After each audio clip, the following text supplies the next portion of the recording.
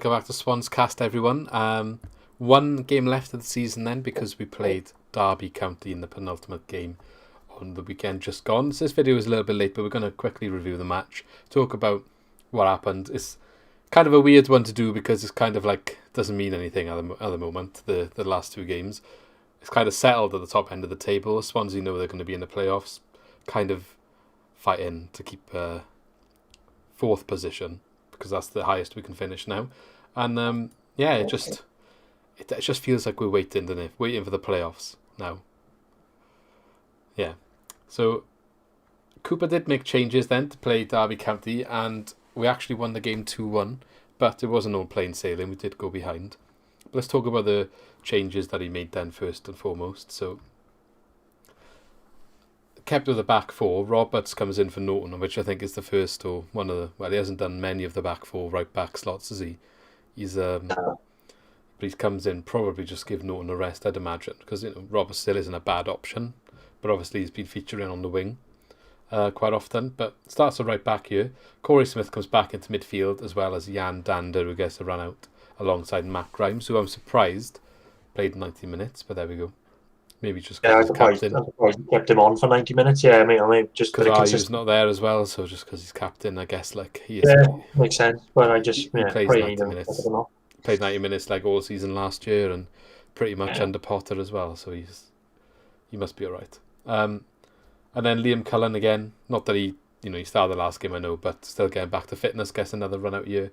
And Morgan Whittaker comes in on the right wing. So, I mean, you'd argue, okay, that doesn't seem like that many changes, but we were talking about it a little bit before the match when we, a little WhatsApp, and there isn't really much more you can do.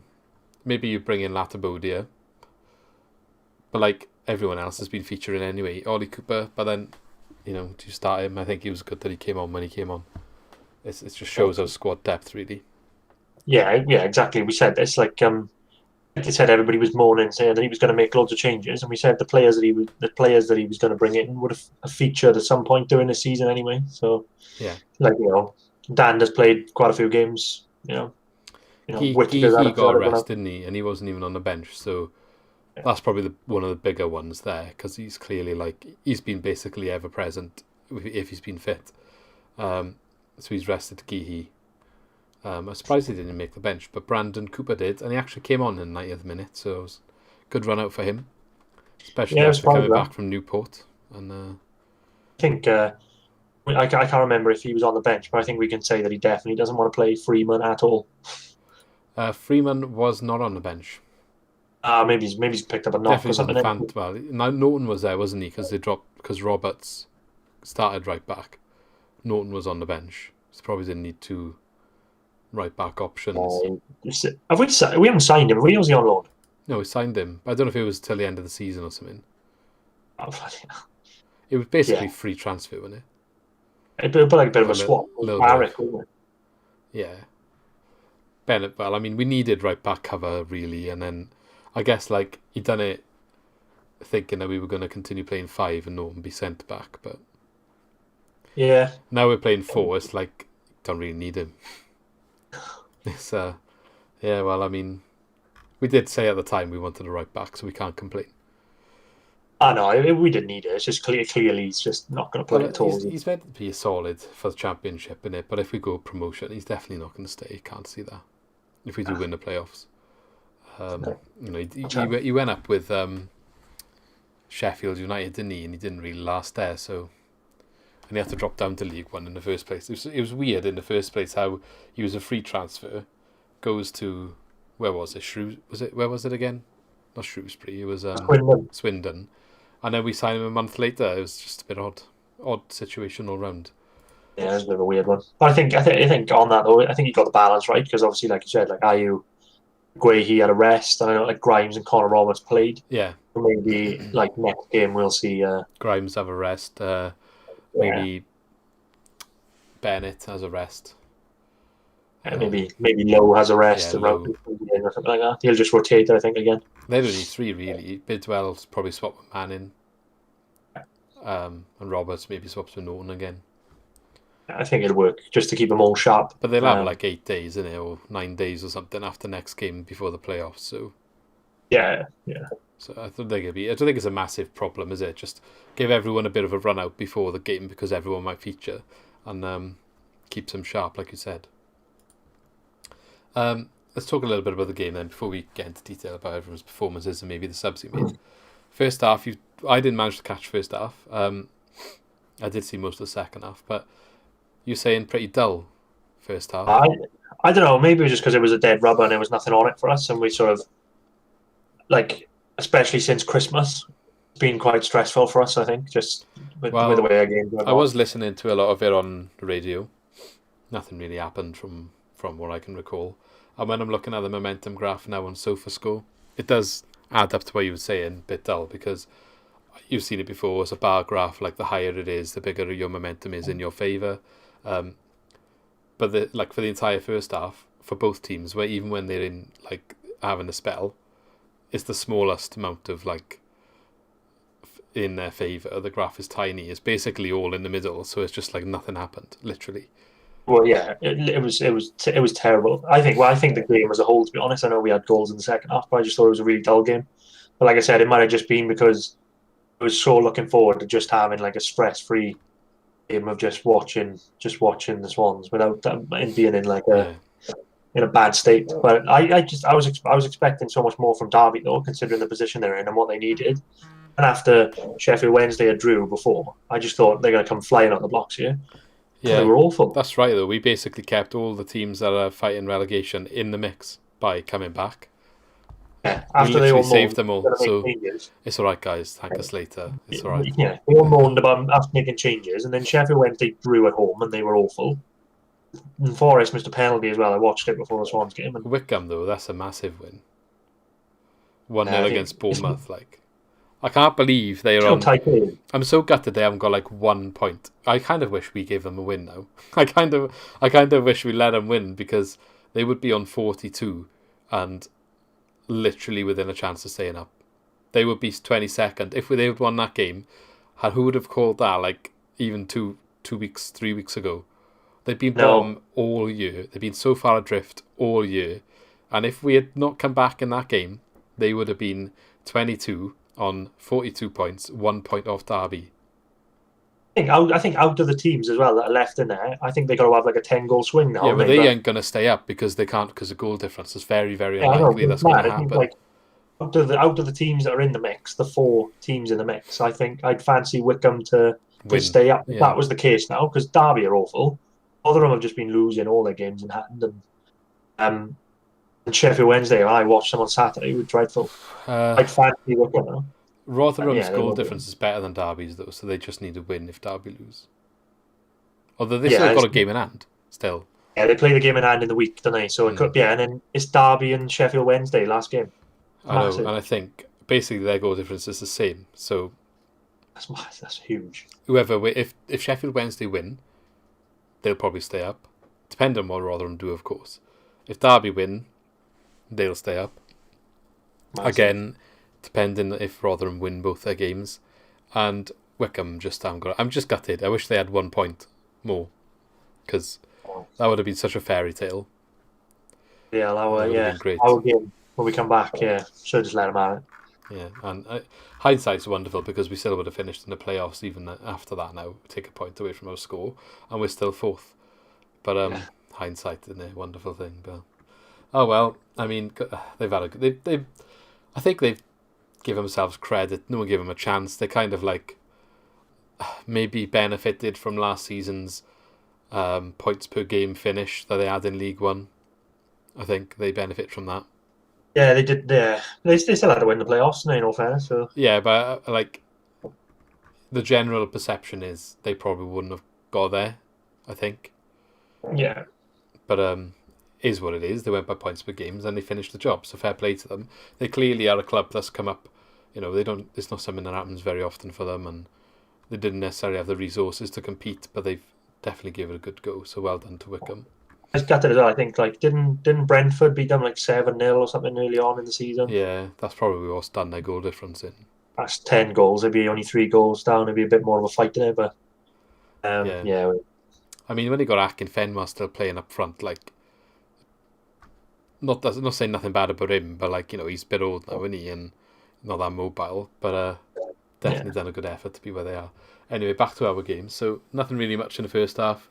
There was one chance for Derby, like through Kazim Richards, and you said Whittaker and Lowe were going through and had a 2-on-1 with the keeper. Yeah, in all fairness, that was quite poor because Lowe and Whittaker were running through on the break, 2-on-1, and Lowe was squared it to Whittaker, and he's just taken a horrific touch and it's gone straight to the defender. So he should have done better with that, but that was literally it for the first half. It was so bad.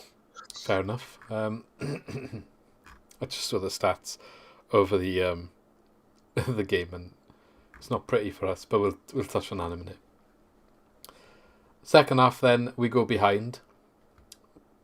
It seems like quite a theme, conceding just after half time in recent weeks.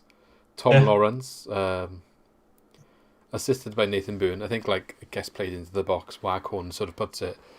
They get possession, don't manage to get a shot away. We defend up well, but they put it back out wide and don't defend the next phase well, where a cross comes in, and Connor Roberts is just beaten to the header, which it's not even like it just kind of lands on his head and he directs it in, bundles it in, sort of thing. No one's jumping for it, which makes me think Roberts should do better because the guys just had to stand there and direct it in. He's just used his physicality a bit better. He doesn't do anything. He doesn't really challenge for the ball. He just tries to like sort of stand there. He doesn't actually whether he doesn't see him coming or not. I don't know, but I think he knows he's there. From when I looked at the replay, it looks like he's kind of going in to go and jump. Maybe misjudged the flight because then he kind of tries changing direction. But because he's changing direction, the guy's got the run on him then and just like leans over him, and Connor Roberts basically nearly ends up on the floor. But it wasn't foul. It was just because he just didn't stand his ground, basically. But Roberts didn't even challenge for the ball. At least like Tom Lawrence has gone for the head. I think he misjudged it, to be honest, and just made a hash of it. I think that was quite poor defending, to be honest. I was quite annoyed with that because people got on Bidwell's back last weekend. It was quite similar with the Reading goal, where it was sort of put into the back post and Bidwell doesn't defend it, and he had a slate in for it. So I think it's only fair that. Yeah, no, I agree. I think it was poor. That's what I mean. He's just misjudged the ball there, and then just been not battered, but like overpowered because he's not put himself in a good position really, so he can't do anything about it. But it's his own fault for like, I don't know. It's hard when you're watching it. It's like running forward towards the ball, and then he sort of like changes direction backwards, and you're always gonna lose out when you change in direction and someone's coming in with the momentum. Yeah. But that's what I mean. It's poor. It's poor that he's put himself in that position. Well, maybe we'll go on to this a bit later because he does score a goal. But this is my thing with Connor Roberts. Like I said, in a back four, I don't think he can play right back. He's not defensively sound like Kyle Norton is. Yeah. I think if we're playing a back four, he's got to fight for a winger spot. Because if we play the wing backs, he can just bomb up and down that wing like he does so well. In all fairness, but I think in a back four, I don't think he's good defense. I don't think he's good enough defensively to be in there. Yeah, so we will touch on that now. So we scored 2 goals in basically 3 minutes. We'll talk about the first goal in a second, but Connor Roberts scored the second. Lovely assist from Matt Grimes. What a ball! Just floats it in from sort of like outside the D with his left foot and just sort of like whips it into the far post. Connor Roberts is making a run in, and it was a good finish as well. Was it first time? First time, half volley, and it goes on the inside, other keeper on the inside post, near post. So I played to him. I think he's done well there. Like to watch that ball come that far over his shoulder and hit it on the volley. It was a great finish. Great finish. I'll tell you what, right? I retweeted it the other day, but did you see Benjamin Bloom's reaction to that goal? No, I haven't seen that. He loved it. He was. He posted a clip of it from it because he did a live stream watch along. So he posted a clip of the goal. I think it's as well, though, not just because of the quality of the goal, because of what it meant for the bottom of the table. Yeah. But his reaction to the goal was it's funny. You need to watch it. If anyone wants to watch it, Benjamin Bloom has been on our channel before. He's basically missed the championship on YouTube. He does all championship content, so check his channel out. But I did retweet it on our Twitter. So it's just his reaction to the goal, and it's just funny to watch. Like it's good humour, and it's just because of how much it changed the league, it was just a good reaction. But yeah, good finish. But you're right, I think Roberts, maybe his defending is not his best trait.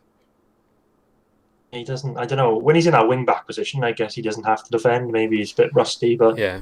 And if he it's played five the at the whole back, season. you'd expect maybe Norton is there rather than him defending that ball. In all fairness, like it's a great finish, but maybe our right back shouldn't be there. Yeah. Well, Cabango was marking the other guy in the box. I think Bennett was obviously. I think he did have a man. It's just that's how the back four works. They have to move with each other. Maybe you could argue the guy who scored the goal. So Tom Lawrence. The Welsh, isn't he? Maybe he knows. Maybe he's like, oh, I know he's not great in the air, or defending in the air. I'll just go and stand on him. Yeah, maybe. Could have been good play there from him, his part. But this is such a big call now. I know, like we'll obviously do playoff previews, but you play a back five and obviously go with the wing backs with Roberts and Bidwell like they did so well, or if it's a back four, you could probably say that Connor Roberts is one of the contenders for Player of the Season. If he plays a back four, I don't think he gets in there. For me, that's a bit hard. Come on as a sub on the right wing. I think so. Yeah, maybe. It's hard to say, isn't it? It's weird to say. It's difficult, but you've got to go on how they're playing now, and Norton's offering more solid defence, and you don't really want to maybe bomb up from the right back position in the playoffs. I mean, he bombed up to get his goal in this game, which I was quite surprised how far forward he was. But you're always relying on like Corey Smith maybe who on this occasion then dropping into that right back slot. If we lost the ball and they got caught in a break, you just got to get the balance and do take that risk in the playoffs. That's what you got to just try and decide really. Well, you won't be able to do it because when we played Bournemouth, it's likely that it'll be Bournemouth. That Dan Juma absolutely destroyed Connor Roberts in that away game. So there's no way he'll be that far forward. Yeah, that is true. I believe in the. We'll talk about the other goal first. So, short corner, which they're like they play a short corner, comes into the box, goes back out of the box, and then somebody whips it into the box. I think it was Grimes actually that whipped it in again. It was Danda in all fairness. It was Danda. Okay, Danda whips it into far post again. Actually, Ben Cabango gets a header, heads it straight back across like the face of goal. Like directly parallel basically to the goal, and Whittaker's coming in, manages to get a touch on it, I believe a header, goes over the line just about goes over the line. Goal line technology calls goal, refs watches buzz in and given. I'd like to know if anyone listening, I had no idea they had the goal line technology in the championship. Maybe it's been there for so long we just haven't seen it because we haven't been in that position where we've needed it. Yeah, I think up on the screen. I didn't know they had it. I think VAR is like you've got to have it everywhere or nowhere. But with goal line technology, I think if you paid for it, it's available. Because at the end of the day, it's just a system that's unless it's not turned on, which happened in a game last season in the Prem, didn't it, or something. It's just, I would say 99% reliable, isn't it? Like it works. No one's ever had issues. I was watching the game with someone and I was saying that I don't think it was over the line in the normal replay. I was like, oh, there's no way that's over the line. If it was like Hawkeye, they wouldn't give it because I thought the ball was touching the line. And then literally as I said that, the goal line technology thing came up and it was clearly over the line. Yeah, I think it's a good piece of technology. Compare it with VAR, and I think that's been a tremendous success, really, isn't it? Goal line technology, and it'd be weird to not have it now, really, in football. I don't think anyone's ever complained about it, and it's worked well, that in all fairness. Yeah, that's where technology's definitely helped. Obviously, they haven't necessarily quite hit the nail on the head with VAR, but maybe that's a subject we could touch on in detail in the summer. But see if we get any hassle with it in the Euros. Maybe we want to be talking about it. But yeah, goal line technology, the watch goes. I think, like I said, I don't know if it's in all lower league clubs, all the EFL, but I think if your club invests in it, if it's in the stadium, it's in the goal, innit? It just helps both teams, regardless. It just tells you if you scored or not. That's literally it. If the ball's over the line, so you can't really argue it's unfair, even if it's in this stadium or not in another stadium. I don't think there's anything to really say, isn't it? If it's there, use it. A bit of a no-brainer though, because the ones we've seen before, the Lampard one in the World Cup, was 2 yards over the line. Didn't give it. Ridiculous. But yeah, good goal for Morgan Whittaker against his former team as well. First goal for Swansea. So we always like to mention the Swansea curse, but helped us this time, really. I don't see that very Yeah. often, but his first goal coming against his former team. So he's very happy, he did celebrate. But, and I don't want to talk too much about this, obviously the club is doing a boycott at the moment, along with a lot of other teams in football. We joined in last time when the club done it themselves. I feel like it's not a bragging rights or anything, it's not that sort of topic, but obviously Swansea have been hard hit, and they, I would say, were the first ones to go and make a statement as a football club when they did it a couple of weeks ago. It's good to see that the league has followed suit in the Premier League and just football in general, and I've noticed other sports have joined in too. Yeah. Like I watch Yeah. Formula One, and a lot of Formula One drivers themselves have joined in, like Lewis Hamilton and George Russell, two of the British And drivers. I think Premiership Rugby joined in as well this Yeah. weekend, which was good. So it's good, and I guess you can feel a sense of being proud a little bit that it kind of has come from when Swansea did start it a Yeah. couple of weeks ago. But there's a reason why they started it, which is the point I was trying to get to, because so many of the players have been targeted for abuse. And again, Morgan Whittaker was subject to it. I believe the fourth player, although he did have some already after the Cardiff game. It's just no need. Like, there's a reason. There's so many boycotts and protests going about. Just cut it out, innit? Like, just stop. Because if you're doing it for a laugh, eventually that's going to be taken away.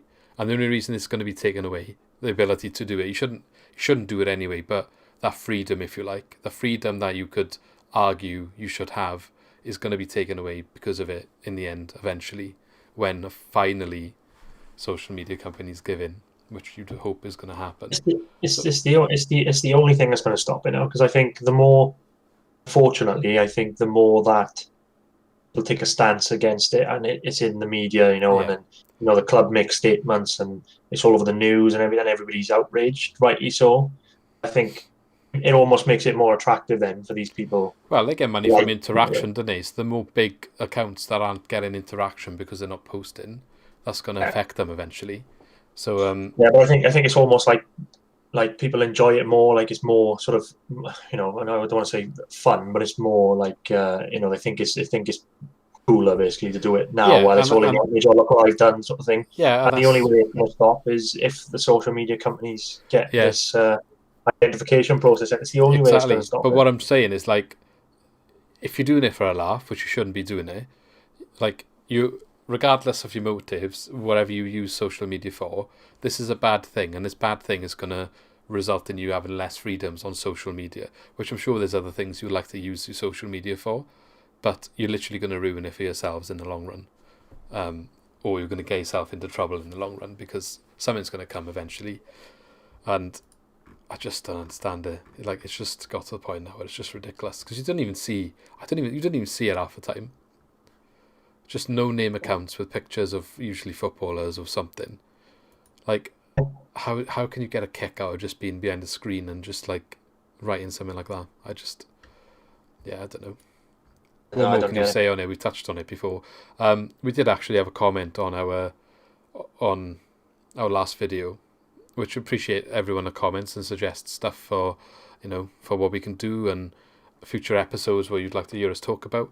One of them was suggesting we do a podcast on racism in football or racism in sport, and that is something that maybe we will do in the future. So we'll get, we've got the summer, which is the off season. We'll have more time to fill with talking about other things that aren't obviously the matches. So it might be something that we touch on in the summer and try and get some more information and a bit of a discussion about that, rather than just talking about individual events like on this occasion. Yeah. Because at the same time, you don't want to give them the sort of platform as well. Yeah, I know what you mean. But it feels like now, I hope I'm not wrong, but feels now like something is actually going to happen now. It's just getting to a point now where it's getting ridiculous. Yeah, I feel like even if something doesn't happen after this one, they'll just keep doing it on a bigger scale and a bigger scale until. Yeah, I think it is moving now. Things are starting to happen now. And that's good to see. So hopefully, the powers that be will finally just give in. And as sad as it is to say, they're only going to give in because at the end of the day, it's better for them to give in not because they want to do it. But if that's the way it's got to be, then that's the way it's got to be. Anyway, let's move on from that. Again, like I said, we might do a podcast in more detail on something like that in the future. Okay, so ending the game then, he did make quite a few subs, which you'd expect because a bit of a dead rubber, like we said. Nice to see some players get a run out. So Ryan Manning comes on for Bidwell. I think that's quite a standard change. They'll probably swap the other way round, I'd imagine, in the next game. And Ollie Cooper coming on for Morgan Whittaker. So this is interesting because we've all been saying give Ollie Cooper more game time. And we've been saying as a midfielder. He's brought him on now as a winger. And we've arguably... That would have been easier to do for me in past games. I understand it's difficult to put him in to the midfield when we're not necessarily in the best form. But especially when Ayew and Lowe and Rutledge was injured or whatever, and they were tired, and if he could play on the right wing or whatever, why is he not had more game time? But anyway, we've seen him come on now, and he looked quite lively. To be fair, I thought he did well. Yeah, I'm glad he had a nice run out. I hope he gets an even longer run out now next week. Yeah, maybe he gets a start or something to end the season. That'd be nice. Well, I always remember something that Brendan Rodgers used to say all the time to younger players, and he said something like, at the beginning of every season, the aim for a younger player was to get game time at the end of the season if they had games that didn't matter. I always remember that, and he would always bring players on like the last two games if it didn't mean anything. But so I'd like to see that this week now. I know Brandon Cooper came on as well, which is nice to see. Maybe they get maybe like you said, Ollie Cooper gets a start because he's been there. He's been on the bench quite a lot, so maybe he gets a start, and then Brandon Cooper comes off the bench and gets a bit more time. Yeah. I think a lot of people don't remember as well. Jay Felton and Matt Grimes both had a similar path. I think under Gary Monk, maybe. Or Michael Laudrup, maybe Grimes was. I can't remember. Might be Monk. Yeah, I think it might be Monk. Yeah. Felton was definitely Monk. I remember it was up in like Newcastle or Sunderland or something. Away, he brought him on in midfield. He had a bit of a more spell under Bob Bradley, didn't he? He liked him a bit. That probably is. Got a few Premier League games under Bradley, to be fair, Felton did. But yeah, so that was good. Will he start him next week? I hope so. I don't think he will. But I'd like to see it. Also, I think maybe you said Brandon Cooper, so he's come onto the bench and he came on. I feel a little bit. Is it Daniel Williams that played in a cup match earlier this season and did quite well? Oh no. It wasn't him. Or Evans? Was it someone Evans? Cameron Evans. Cooper? Was it? No, that was Cooper. Yeah, Brandon Evans. Sorry, not Daniel Williams. He is another player though. He's the midfielder. Yeah, because obviously Brandon Cooper was away with Newport. I think we recalled him, and then he got injured straight away. Yeah. And the intention was for him to play in the cup, so we played Evans instead, and he did really well. But he must be thinking, he must be gutted because he had a solid game in that game, and he's already been jumped again in the pecking order. But I guess it's good for us though that we got all this talent coming through. So he played really well. I think it was played against Stevenage, didn't he? Yeah, Stevenage it was. Yeah. He did play well in January, wasn't he? It seems like such a long time ago now, but it's not. I was literally questioning myself if that was this season because I can't. Like, seems that long ago. But he played well. You're right. I to be honest, I forgot about it. To be honest, but yeah, unless he's injured, I don't know. I think Brandon Cooper is ahead of him in a pecking order. That's why we recalled him. Oh, it's because he was injured, wasn't he? So in hindsight, we probably didn't need to recall him, but we had injuries at the time, and I think everyone was panicking, wasn't he? Because everyone was recalling all their players. But basically, probably, if Newport don't go up this season, then they've been shafted by that system because they lost so many players through loans getting recalled that they were top of the league, weren't they? And they basically went on a bad. They're just about hanging in on the playoffs at the moment, aren't they? So yeah, they've kind of recovered a little bit now, but there was a period where they didn't win for ages, and it really cost them. And that was just after all their loans got cancelled. Later in the match, then we said Brandon Cooper came on for Jamal Lowe just to sort of see through. I don't think he wasn't that bothered. Probably, he obviously would have liked to have kept the win, but I think it was more a case of give Brandon Cooper a bit of game time and just take Jamal Lowe off, because why would you? Just may as well, basically. Jay Felton also came on for Jan Dander, so Jan Dander 86 minutes, probably the longest I've seen him play a game. Yeah, and he did put a good ball in actually for the second goal, or for the first goal. He had a decent game, didn't he? But he's not putting his hand up for like. He just doesn't. I don't want to go back in on him again, but he just doesn't like. He's just not doesn't spectacular. He's just a squad player, isn't he? He's just a squad player. Yeah. Looking at the stats, then it's not the most pretty, but it doesn't matter. We've done the job, and it was kind of like nothing to play for. Teams probably never played together in that setting before. A lot of they've all played in the first team, but probably not in like a front three of Lowe, Cullen, Whittaker, for example, and then Dander behind them. You know, like not much linking up there in terms of past experience. So looking at the stats, we had more possession, 57%, but we only had 4 shots in the entire match, 2 on target. 100% efficiency with the shots on target. That's like us at the beginning of the season, that isn't it? Just staying in there and just picking up our chances. Derby had 9 shots, 4 on target. So let's not forget as well. It didn't look like it, but it was Derby's. It was a massive game for them. Yeah, so like they basically could have saved themselves by winning. They would have been safe. So like I think credit then to the fact that we did make them changes and managed to come through with a win, because it meant so much to Derby. They could get relegated as a result of that loss. Like they still got a chance to put it right, but ultimately they've had like 6 games in a row now where they've had a chance to put it right. So it could cost them. Like it could cost them. They were in a winning position, and they let it go. So I think they're going to be very, very lucky to stay up. I think because they're awful. I think they're going to be very lucky to stay. It's just nobody's taking a chance. I think maybe Rotherham's. Just because they had so many games in hand. I think like 2 weeks ago they had to play like 3 games in a week. Yeah, it's ridiculous. Yeah, it's ridiculous. Like they've really been done by COVID. Yeah. But you know, it is what it is. And Sheffield Wednesday point deduction. So I think Derby just got away with murder this season if they stay up. If Sheffield Wednesday didn't have a point deduction, they wouldn't be able to finish higher than Wednesday, so they'd be 22nd right now. Actually, if Sheffield Wednesday didn't have a points deduction, then the relegation would be sorted. They'd be down. It'd be Derby, Rotherham, Wycombe down. Because Huddersfield's on 48, so they wouldn't be catchable. So yeah, that's literally financial fair play is kind of, well, kept Derby in it, and they have arguably also been dodgy themselves. So like to tie this back to the Swans as well. People say about all season. Obviously, we've had Cooper is shit and we played crap football, and I don't care where we finish. This league is such a slippery slope. We look at the lower half of the table. You've got Huddersfield who came down the season after us. You've got Derby in there. We're in the playoff final. You've got teams like Preston, Forest. Sheffield Wednesday, Forest, big clubs that Bristol are struggling. City are 19th now. I didn't even realise. You're only start of the season they were looking promising. Only one sort of bad transfer window, or maybe 2 bad transfer windows in the Championship from being in trouble.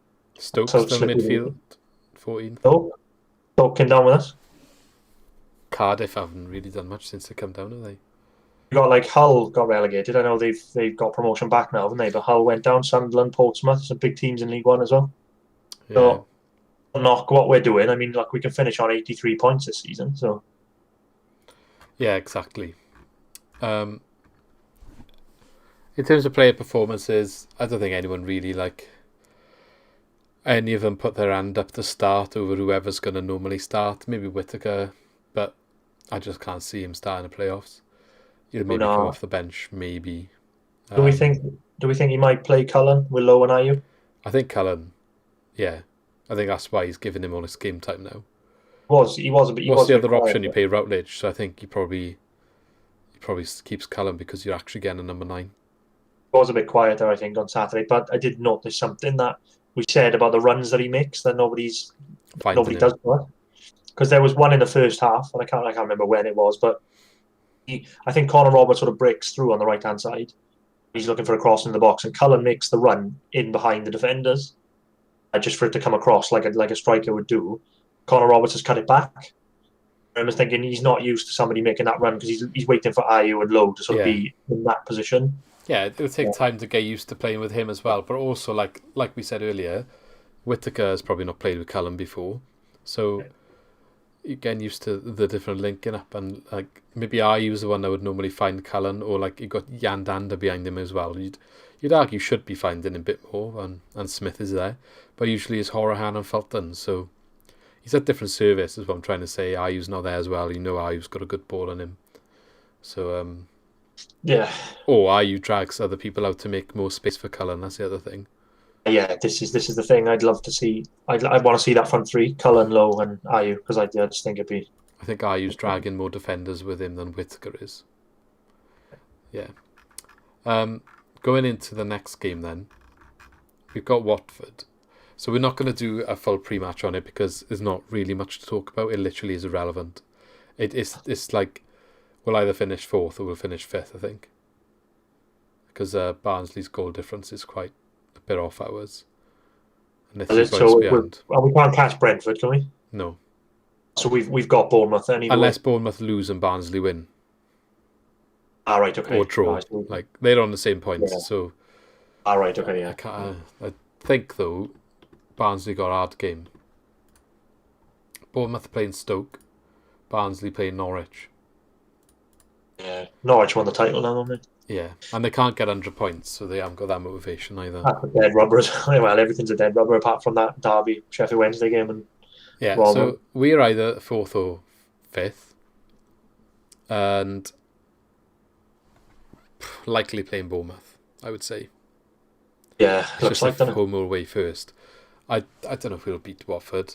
I mean, they're kind of having a party now, though, so maybe we will.